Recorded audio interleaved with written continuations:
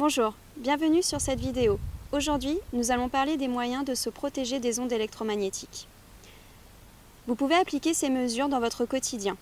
Prenons par exemple le téléphone mobile, qui est un des objets les plus communément répandus, mais dont les conditions d'utilisation sont souvent mal connues. Si vos besoins se limitent à l'envoi de SMS ou d'appels téléphoniques, privilégiez un téléphone avec le moins de fonctions possible, car plus votre téléphone aura de fonctions, plus il émettra.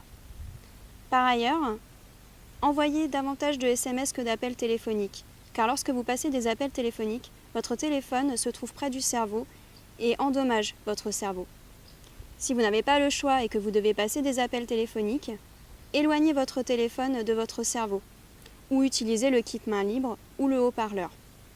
En ce qui concerne les déplacements, évitez de téléphoner lorsque vous vous déplacez, en particulier dans des lieux clos, comme la voiture ou le train, car la voiture ou le train forment une cage de Faraday, empêchant les ondes de s'échapper.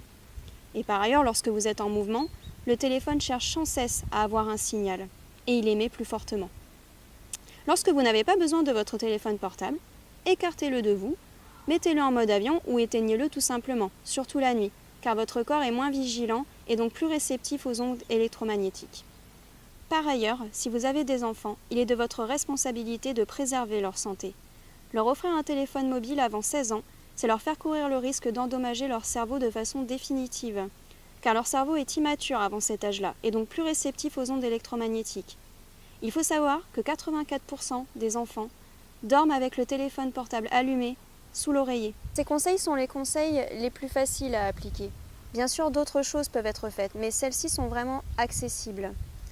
Dans une prochaine vidéo, je parlerai spécifiquement aux électro-hypersensibles pour leur donner des conseils afin de vivre au mieux leur vie avec la maladie.